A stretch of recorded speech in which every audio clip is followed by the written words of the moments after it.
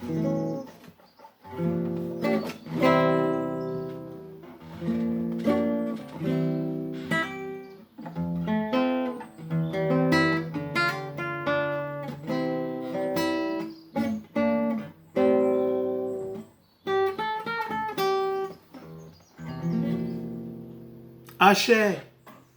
and grand rising to you all, my very beautiful people.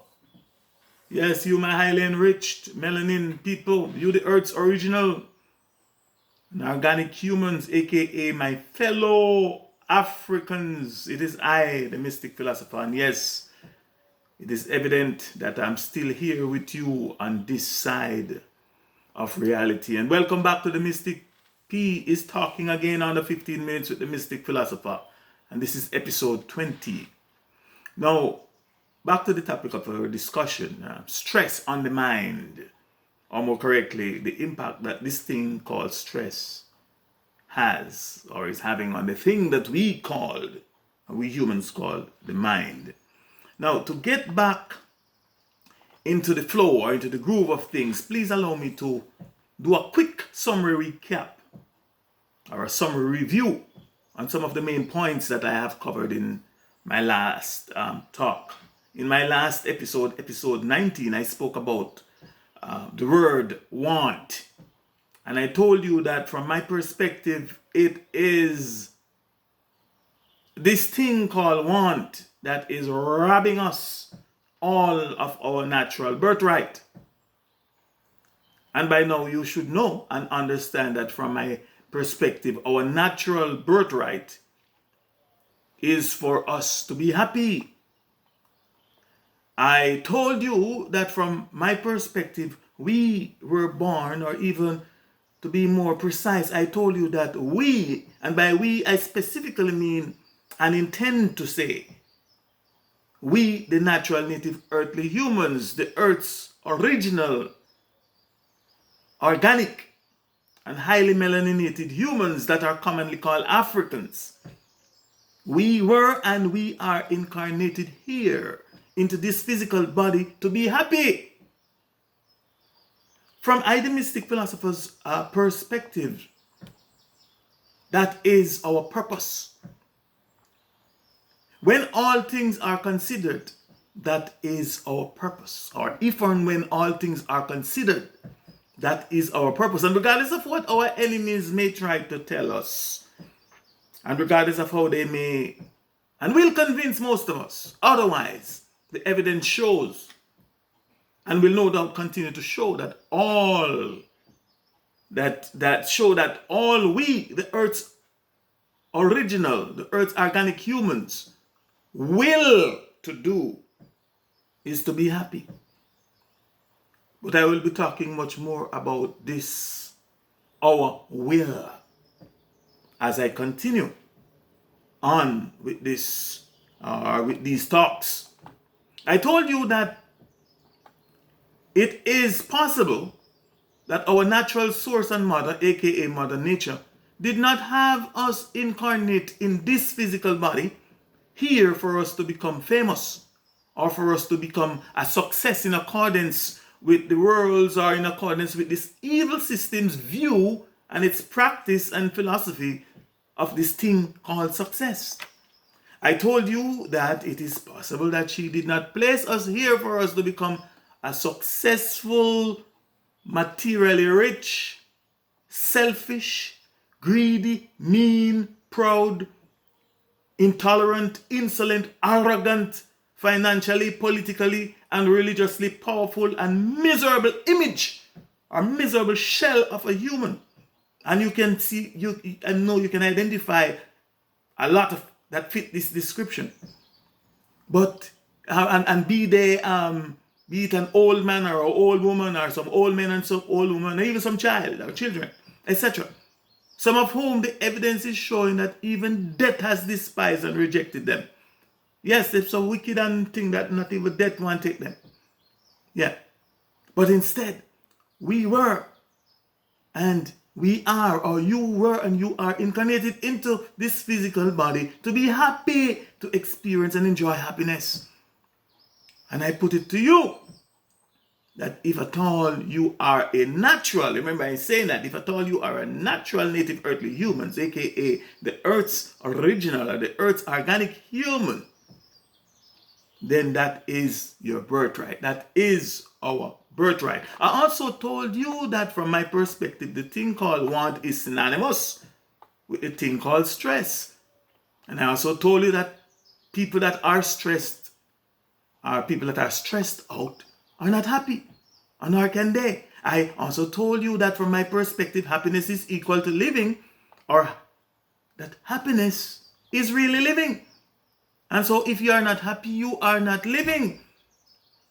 And whenever we are not happy, we are not living. When you are unhappy, or when we are unhappy, we are either dead or asleep, which is as good as dead. I told you that whatever or whoever is making you unhappy is stealing your natural birthright, or has stolen your natural birthright. And in the previous episode, prior to which is episode 18, I asked you, you may remember me asking you to think carefully about the word want and to make notes of all the things that you want, that you think or that you believe will make you a success and will make you successful. All that you think and believe that will make your life happy or happier, etc.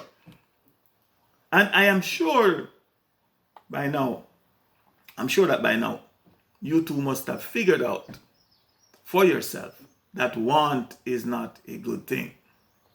That want is not good for you or good for us. That you shall not want, and that you should not want, or that you should not be found wanting. And by now, some of you might be even agreeing with me that want is the cause and causes of your stress. That want is the reason why you are stressed out. We're talking much more about that.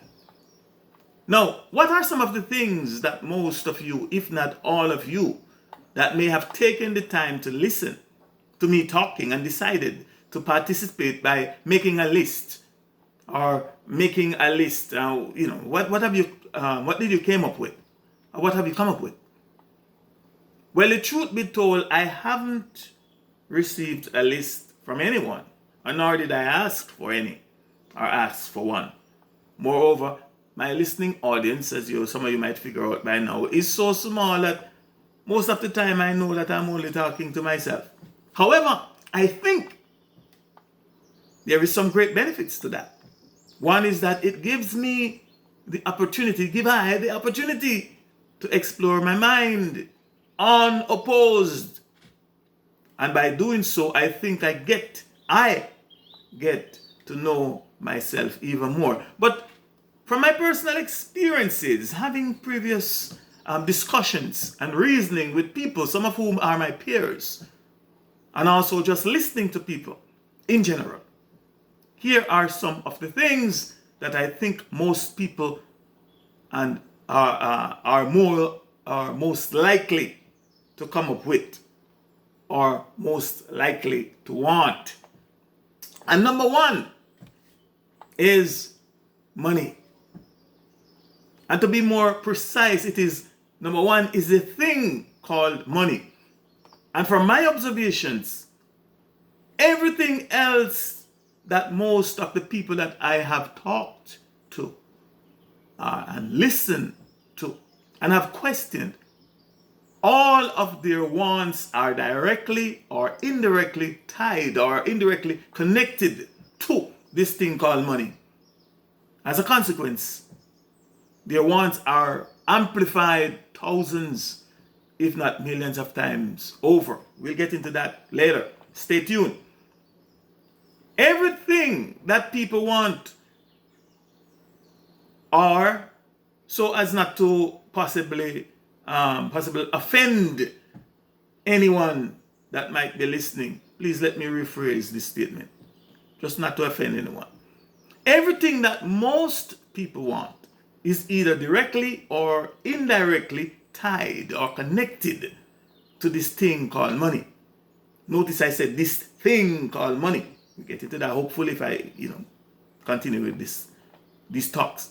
And to borrow a quote from my late mother, she would said, from a pin to an anchor, unquote. It is either directly tied or connected to this thing called money.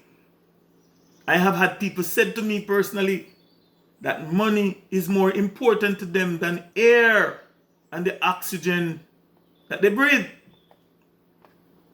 So just to backtrack a bit, earlier I told you that want is the cause of almost all, if not all, stress and stresses.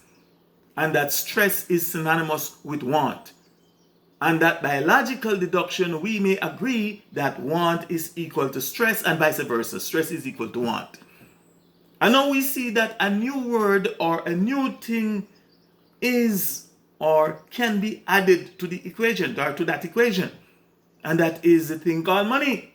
And again, from reasoning and practical life experiences, some of you may agree that this thing called money, which I, the Mystic Philosopher, those of you who are familiar with my talks, call and explain to be the mark of the beast. That it causes stress, both on the mind and also on the physical body. Whether it is the lack of money or the abundance of money, whether it's the love of money or the resentment or the hate of money, it still causes stress. But again, I promise to talk more on these points later. So much I have to say. So here we have a new equation that produces the same result called stress. And the evidence will show that regardless of how we transpose it, the result is the same. Stress is equal to want, which is equal to money. Or want is equal to money, which is equal to stress. Or money is equal to want, which is equal to stress. But again, my friends, in the interest of time, I think I will have to end it here and pick up back on this point another time. Hopefully tomorrow. So, let me see what time it is. Yep. Let me just see if I can quickly give a verse of a song. I don't think I have enough time. But let me try. He said, turn your lights down low. Pull down your window curtain. Oh, let your moon come shining into our life again. Ooh, it's been a long, long time. I kept this message from you, girl. It seems I was never on time. Still I wanna get through you, girl, 'cause I'm on time. Oh yeah, I wanna give you some love. I wanna give you some good loving. Wanna end it here too. I want. That word what? We'll talk about it more.